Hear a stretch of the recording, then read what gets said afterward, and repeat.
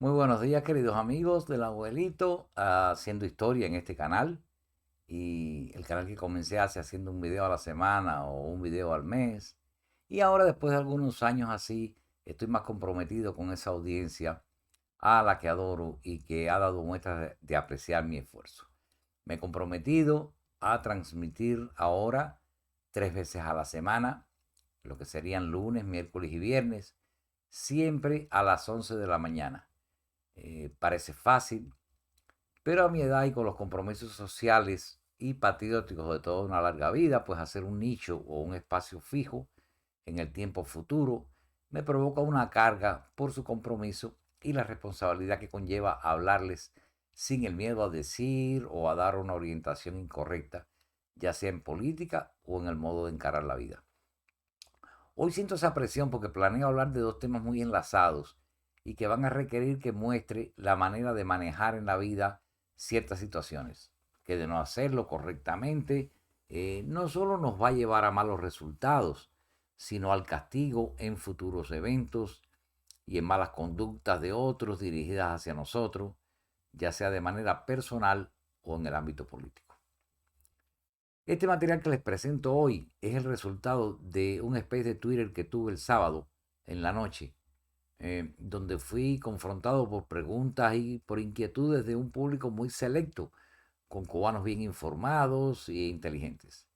Ellos me indicaron el camino a seguir en mi trabajo de descontaminación de las mentes que han sido abusadas por haberse educado o haberse adoctrinado por la dictadura, o también por las disparatadas opiniones que circulan a Vox Populi y aquí en el exilio. Y que, como queda grabado, pues hoy tuve eh, un acceso al que aquí ahora reproduzco casi palabra por palabra, porque la grabación fue de gran ayuda y ahora pues les puedo leer de la misma transmisión que se hizo el sábado. Primero, un pequeño relato que va a llevar a incluir eh, o la forma en que yo quiero presentar hoy este diálogo. En una ocasión, hace muchísimos años atrás, yo fui a una conferencia de debate y psicología y el conferencista era un psiquiatra clínico canadiense que ahora es famoso en la prensa mundial y es un estudioso del entorno. Y entonces nos explicó que, contrario a la costumbre, él iba a exponer las conclusiones antes que los argumentos y repetir las conclusiones al final. De ese modo, ya las conclusiones van entrando en el entendimiento de los oyentes poco a poco y al final solo se reafirma. Hoy yo voy a tratar de hacer lo mismo y las conclusiones de nuestro diálogo de hoy serán: las debilidades nos llevan a las concesiones y las concesiones nos aseguran la derrota. De acuerdo al grado de concesión, es decir, a una gran concesión, hay una gran derrota y una pequeña concesión nos va a significar una pequeña derrota, sin que sepamos exactamente cuál es la línea que lo divide. Repito la conclusión para que les quede claro. Las debilidades nos llevan a las concesiones y las concesiones nos aseguran la derrota. Van a oír una historia de concesiones y vamos a marcar cuáles fueron las derrotas. Y vamos a hablar de una historia muy bien conocida para todos los cubanos. Primero, quiero explicarles que hay dos temas estrechamente enlazados y que voy a abordar hoy. Uno con la historia que muestra una debilidad y sus consecuencias, el tema de hoy. Y un tema actual que ya muestra debilidad y aquí vamos a sancionar cómo va a terminar todo. Voy a comenzar por el primero. Les voy a recordar un hecho histórico de nuestra primer gran batalla contra la dictadura de los Castro. Y fue la gesta iniciada de la ocupación de una parte del territorio cubano, específicamente de Bahía de Cochinos, una parte de nuestra isla que fue ocupada por la Brigada de Asalto 2506, donde murieron en combate decenas de cubanos del exilio por un lado y miles de cubanos que combatieron a favor de las fuerzas dictatoriales por el otro. Una debilidad, quiero señalar dentro de todos estos sucesos históricos, de enfrentamiento entre los dictadores contra el exilio, apoyado en ese entonces por los Estados Unidos, y verán cómo se pagan las debilidades que se le muestran a un rival. El presidente Kennedy que había prometido apoyo a los pocos miembros del exilio de entonces. Recuerden que el exilio comenzó a formarse a partir del año 59 lo que fue la ocupación de la isla o de parte de la isla ocurrió en el 1961. Y hasta esa fecha, pues los cubanos que mandaron a sus hijos a morir por la patria estaban recién llegados y eran muy pocos los cubanos que había en ese tiempo aquí. Entonces, en el último minuto, Kennedy tuvo la despreciable inacción de no apoyar militarmente a las tropas de asalto. Y a pesar que la Brigada 2506 tuvo éxito en sostener la ocupación de Cabeza de Playa por 72 horas antes de pedir el auxilio, que ya estaba listo y acordado por parte del ejército norteamericano, pues Kennedy entonces dio órdenes de no hacer nada, echándose atrás en todas sus promesas, y manifestó, y se supo por documentos actuales, que así Castro le hiciera a los Estados Unidos entonces el favor de acabar con la amenaza que provocaban tantos cubanos violentos sueltos en el sur de la Florida. Bueno, ocurrió lo que ya todos sabemos. Los miembros de la Brigada 2506 cumplieron su cometido de sostenerse por 3 días, pero sin ayuda cayeron ante las fuerzas muy superiores en número. Y entonces Kennedy negoció la liberación de ellos con la dictadura. Ahí Kennedy mostró su debilidad ante el mundo, en especial ante los rusos, a los que les preocupó mucho el asalto de la brigada, preocupación que el mismo Kennedy después les quitó mostrando debilidad, lección que usaron después los rusos para darse cuenta que tenían libre pista en las Américas para operar y colocar tropas dentro de Cuba.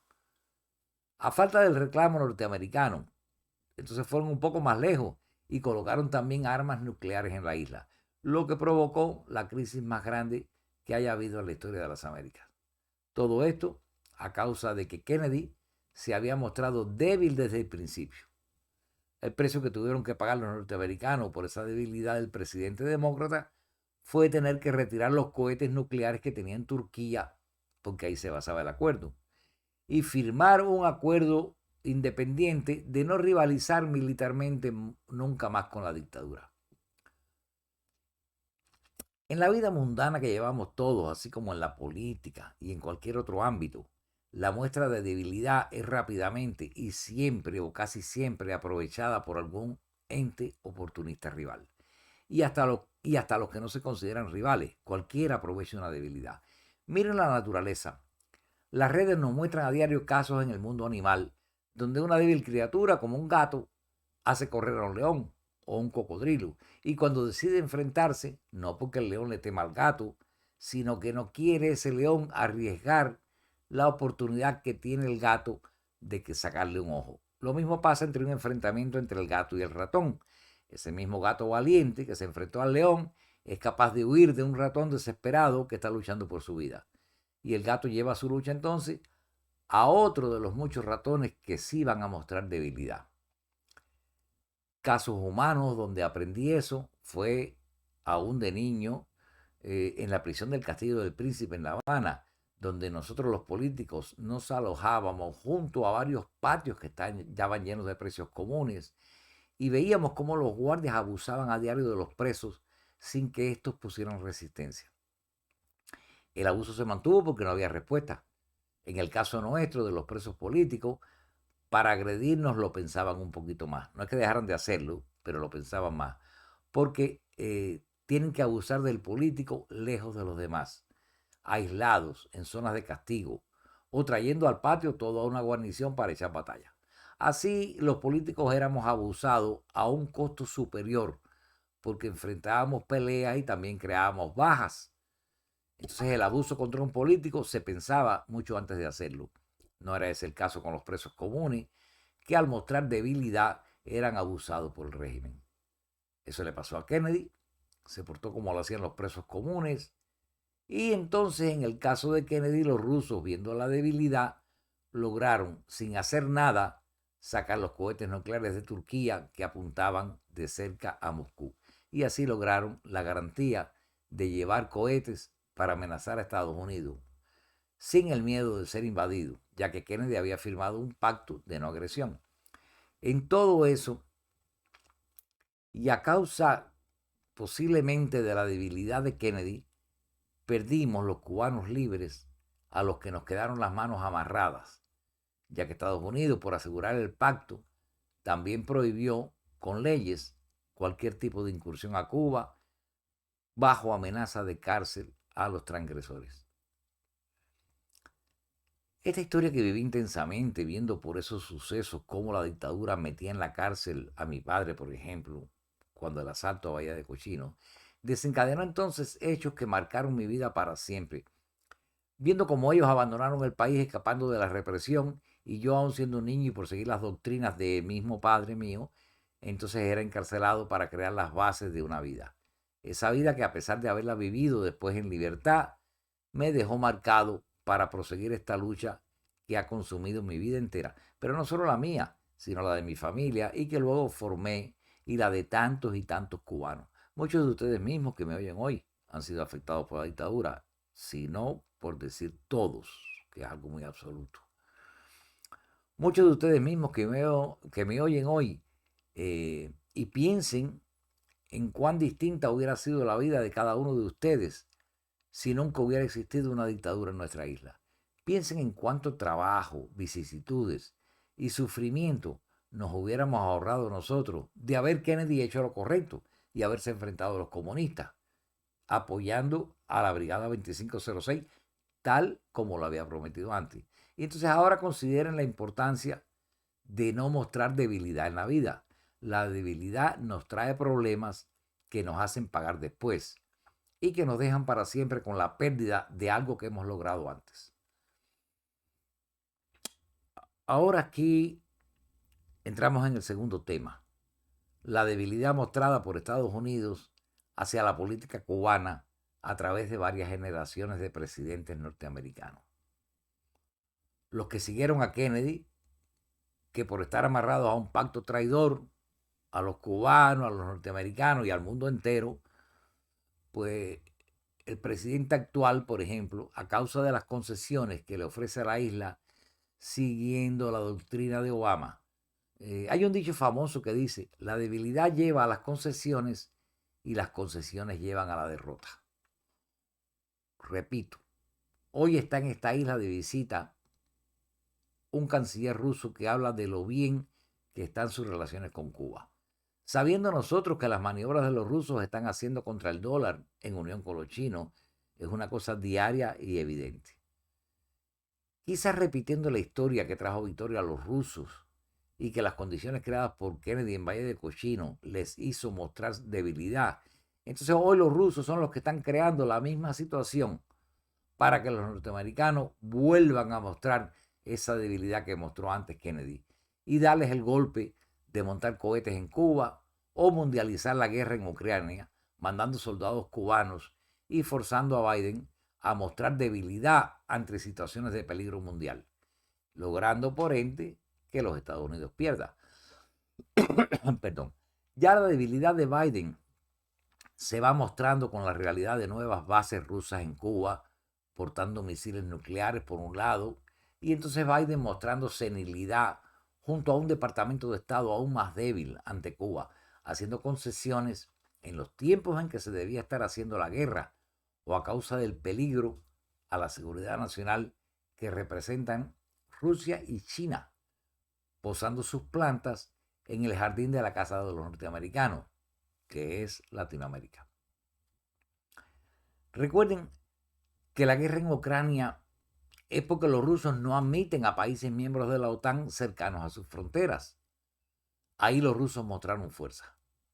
Sin embargo, aquí tenemos a Biden frente a la misma situación, abriendo las piernas a los rusos y a los chinos con el caso de Cuba, dándoles concesiones en acuerdos que se han estado tomando por los últimos meses, día tras día, y que como no paran de dar concesiones, pues la dictadura cubana se aprovecha y sigue pidiendo cosas, como esta última, indignante, de que deporten de vuelta a los cubanos que antes acogió. Aquí les va a caer de todo a los Estados Unidos encima y por carácter transitivo, y tal como pasó con Kennedy, los norteamericanos y los cubanos van a pagar décadas por esta nueva debilidad.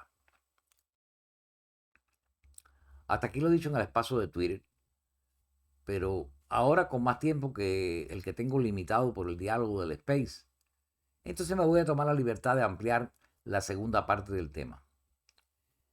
Y tiene que ver, si ya nos recuerdan, de la visita del canciller ruso a La Habana y sus declaraciones a la prensa.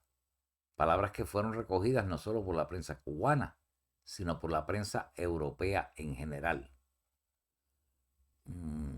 Aquí de pronto me doy cuenta que me tengo que desviar del tema para darles mi opinión de lo que es realmente Europa para mí y de la importancia que le doy a las palabras del canciller ruso y también de cómo cayeron en los oídos de los europeos.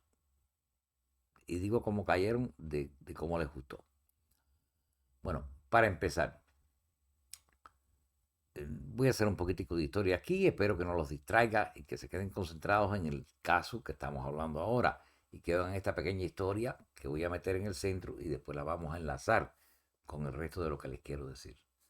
Desde principios de los 60, como les decía, a causa de las malas relaciones comerciales de Cuba con los Estados Unidos, lo que era la radio, la televisión, el cine y casi todos los medios públicos, al carecer del típico material que se nutrían, que era el material que venía de los Estados Unidos y de lo que se producía en Cuba, pero que era ideológicamente incorrecto ya para los comunistas, pues entonces se tornaron a Europa y tuvimos una invasión cultural de lo que fue Francia, Italia y España principalmente. Y se me va algún otro país ahora de la mente. Como la televisión nacional se ocupaba de establecer simpatías de los cubanos hacia los rusos, nadie podía meterse a aquella basofia. Y entonces conocimos a Jean-Paul Belmondo, a Luis de Funes, a Alain Delon, Barbara Streisand y otros que representaban en muy pocos cines y en horarios anormales. Eso era para que no todo el mundo lo viera, sino para mantener o para satisfacer a unos pocos. También en la parte cultural de la música se creó un programa que se llamaba Nocturno, al final del día. Pero también al mediodía había un programa por un tal Chucho Fuente, no recuerdo su apellido, o sea, Chucho Herrera, que ponía el mismo tipo de música con grupos europeos que coincidieron con la invasión británica cultural a los Estados Unidos, o lo que se dio por llamar la invasión británica, que fue cuando entraron todas las canciones de los Beatles, todos los grupos esos conocidos, que no me vienen a la mente en este instante. No hay cubano de esa época que no haya soñado entonces en Europa o con Europa. En las películas se mostraban lujos que no teníamos, ciudades que no se parecían a las nuestras y personajes atrevidos cometiendo crímenes a los que el libreto nos hacía admirar. Ahí surgió un deseo intenso en la monótona vida del cubano de vivir o de revivir las aventuras europeas que se nos presentaban en esas películas y en esos programas. El deseo del cubano que creció de admirar a Europa y de comenzar a sembrar dentro de los cubanos, los que ya empezaban a vivir miserablemente por los años en que ya estábamos viviendo, pues el deseo de viajar, de conocer y de vivir en ese mundo moderno que nos mostraban que había en Europa, especialmente Francia, Italia y España. Recuerden que Estados Unidos pues era un punto al que no se abordaba mucho. Y hasta cierto grado también el Reino Unido. Insistiré en que estos no se resistieron ni a los comunistas de entonces y que se reúnen en los portales del Teatro Pairé antes de las 12 de la noche. Era muy normal que el Teatro Pairé daba una función a las 12 de la noche y entonces ponía una película extranjera. Y aquello se llenaba, pero se llenaba de desafecto para disfrutar el show. Además estaban cansados de las películas rusas y de los, ¿saben ustedes la cantidad de burlas que se le hacía en Cuba a los muñequitos rusos? No sé si ustedes se acuerdan, pero bueno, se reunían esos grupos en los portales del Pairé antes de las 12 de la noche que comenzaba la película. Siempre había una cola enorme en esa película. O también nos reuníamos frente al Hotel Capri. En los salones del Riviera, donde lo más provocativo era oír al cuarteto de los memes, que logró mostrarnos artistas como Meme Solí, Héctor Telle, Miguel Ángel, Farabaría. Mientras todos los cubanos viajaban por las noches al Vedado, desde sus barrios, La Lisa, Marianao, Guanabacoa, San Miguel del Padrón, a la mar, de donde quiera que estuvieran, los jóvenes viajaban al Vedado, al centro Habana o al Vedado, y disfrutaban así de la moderna vida nocturna que tenía la capital. Y se reúnen, por ejemplo, en la recién construida Copelia, que estaba acabado de hacer el edificio de Copelia, o en La Pelota, una cafetería que había en 12 y 23, donde siempre había comida muy agradable. Y también se incluían sitios exclusivos en el mismo 23, como el Carmelo de 23 IG. Aquellos más sofisticados se agolpaban de manera conspirativa, no en el Carmelo de 23, sino en el Carmelo de Zapata. No en el Cine Lido o el Santa Catalina, sino en el Trianón. No en el Teatro de la CTC, sino en el Teatro Nacional. Esos sospechosos no totalmente integrados al sistema almorzaban en la Cocinita o en Doña Rosina, o cenaban en la Tasca en el 1830 o en el Floridita, después de visitar la librería La Moderna Poesía, ahí donde disfrutaban a libros de Curcio Malaparte, de Hércules Poirot o de algún nuevo autor europeo. También podían buscar algo más conspiratorio, o se podía descubrir a veces en la moderna poesía. Todavía en aquel tiempo habían tesoros como libros de Mark Twain, de William Faulkner o de Truman Capote, que aún se vendían lado a lado con la heroica colección de Trafalgar o alguna vieja novela de Víctor Hugo.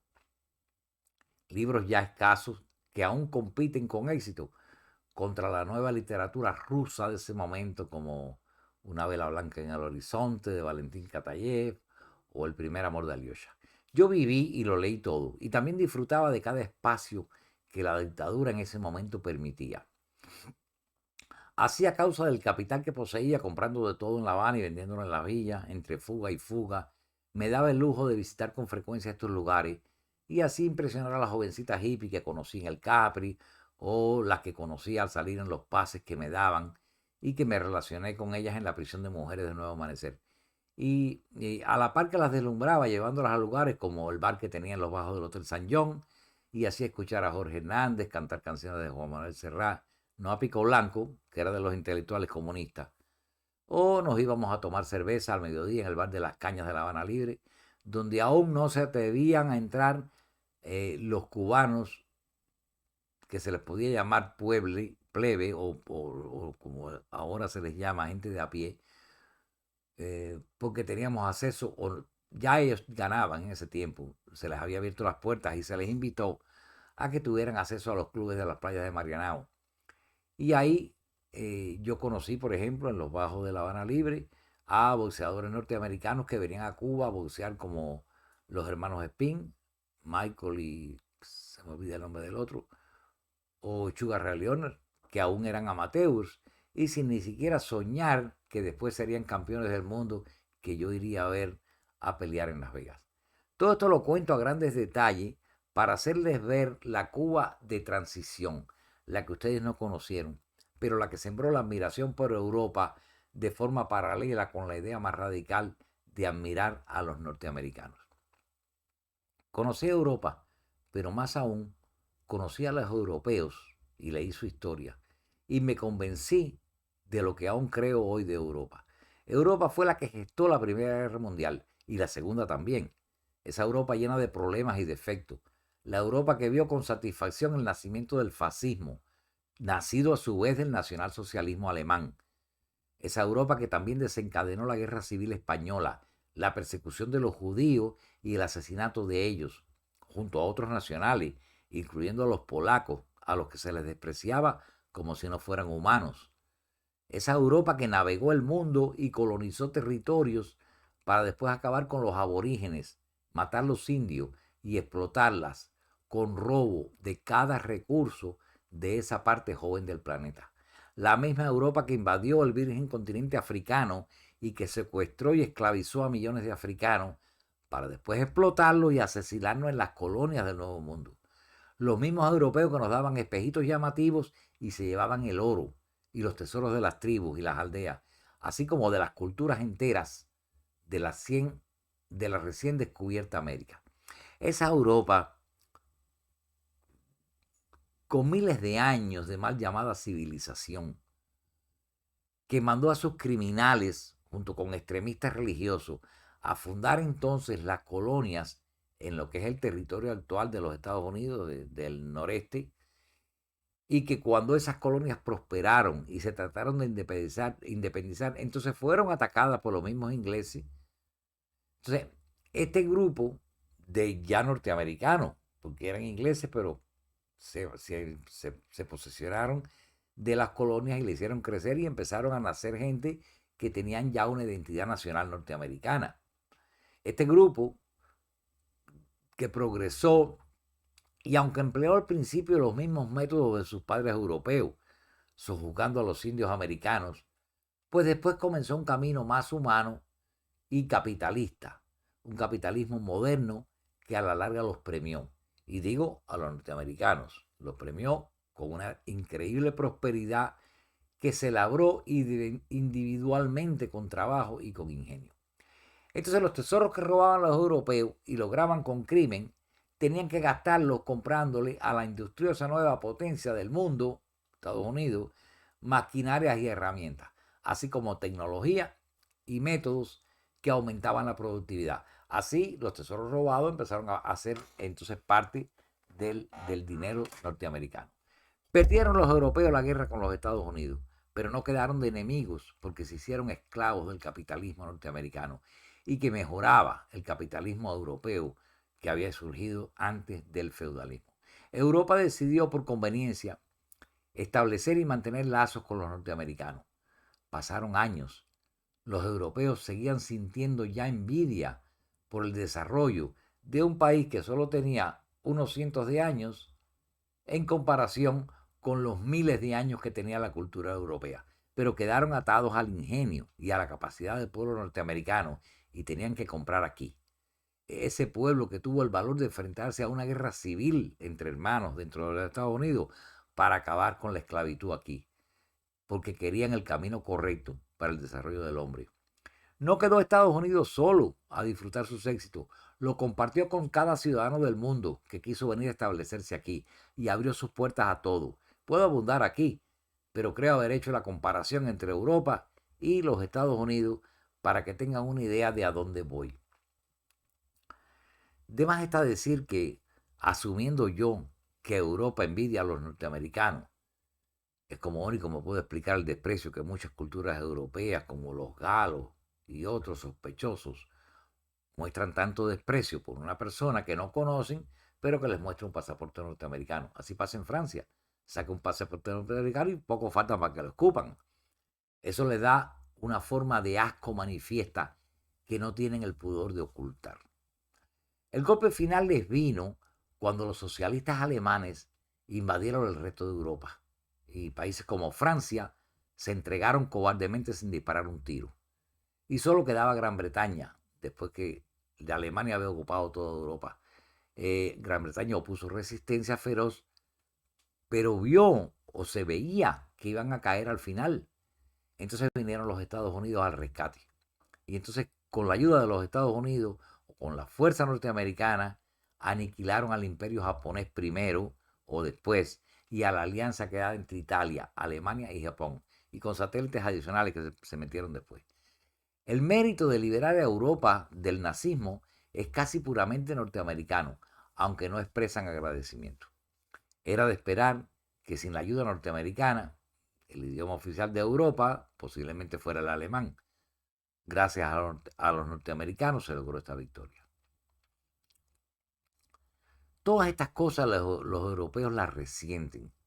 Y aún hoy, a pesar de estar unidos con los norteamericanos económicamente, no se detienen en el trabajo de planear el fin de los Estados Unidos, quizá con la excepción de los ingleses.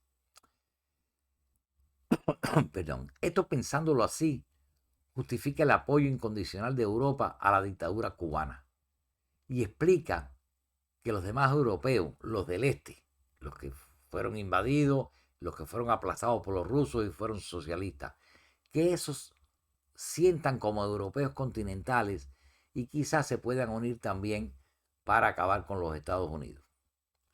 Rusia, como país imperialista, quiere ser la cabeza de este ataque y se ha mantenido abiertamente como enemigo de los norteamericanos, los cuales le impidieron su avance sobre los países liberados de Europa.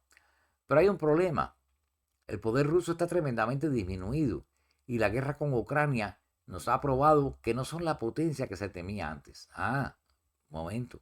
Pero los rusos tienen un amiguito muy fuerte y más inteligente incluso que ellos. Los chinos. Los chinos que también son imperialistas y no solo quieren conquistar Estados Unidos, ellos quieren conquistar el mundo.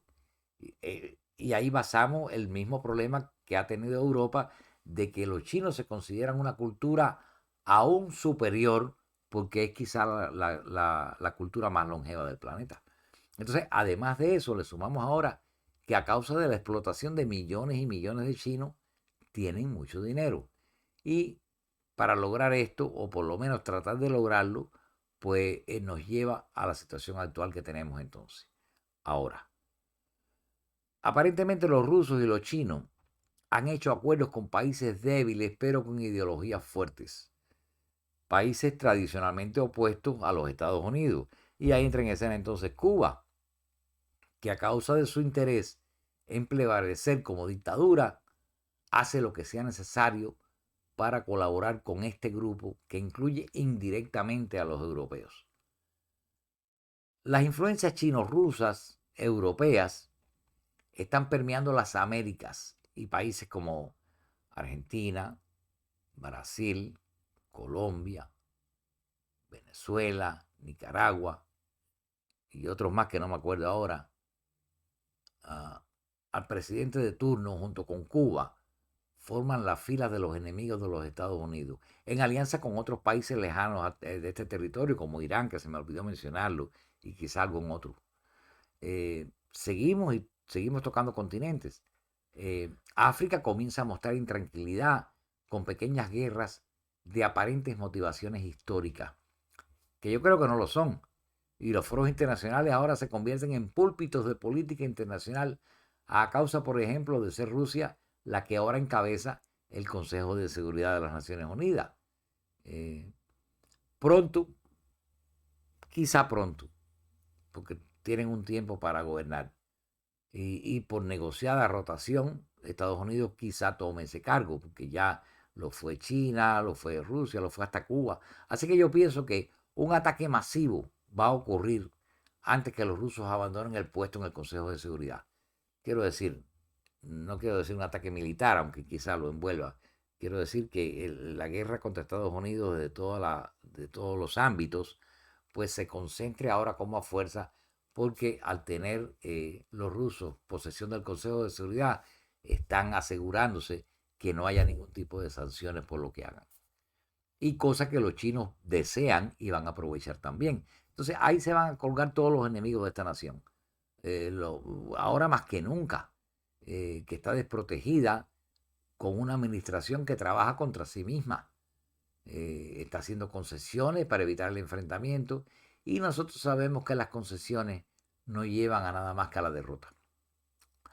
¿Cuál va a ser el papel de Cuba dentro de todo esto?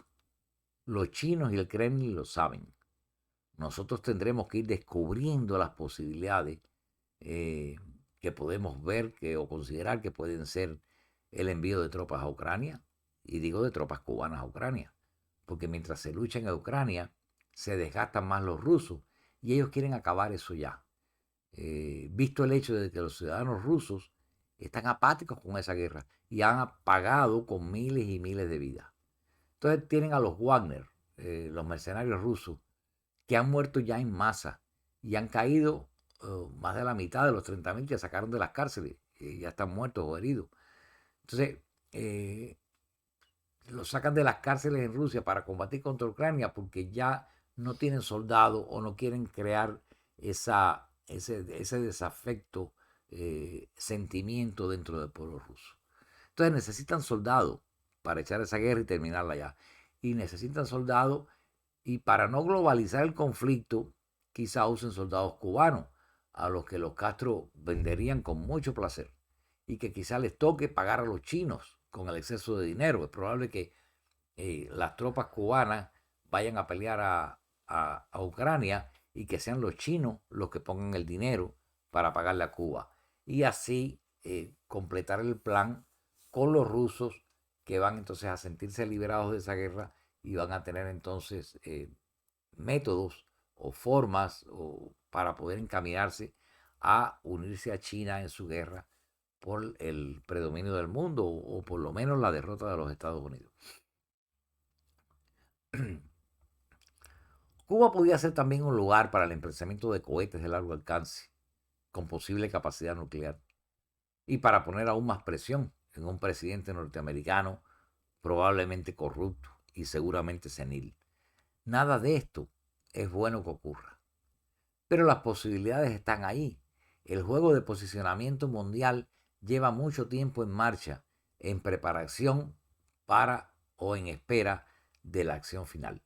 Para nosotros queda la esperanza de que la debilidad mostrada hasta hoy por parte de los Estados Unidos, otorgando concesiones a dos manos, cese y muestre el puño como lo ha hecho infinidad de veces y que la victoria venga entonces a causa de la superioridad probada que tiene este país y este pueblo, que aún con un triunfo pues quedemos todos lamentándonos quizás del precio que hubo que pagarse por estimular al enemigo, al ataque, por haberse mostrado débil alguna vez. Recuerden lo que hablamos al principio y que ahora aquí les reitero. La debilidad nos lleva a las concesiones y las concesiones nos llevan a la derrota. Esto va a ser todo por hoy. No tengo ni idea de lo que me he extendido en el tema, pero sé que me faltó mucho. Pasé muy superficialmente por temas importantes donde los elementos de apoyo abundan. Espero de todas formas, con la sabiduría de los oyentes, que se complete lo que deficientemente dejé de decir y que lleguen a mi misma conclusión. Ahora lo que me queda es invitarlos a comentar, asegurándoles que les contestaré a todos los comentarios que los requieran. Y les ruego a Dios que todos esos errores políticos de la actual administración norteamericana no nos deje lamentando pérdidas de vida, así como la pérdida de todo lo logrado por más de 500 años en este país.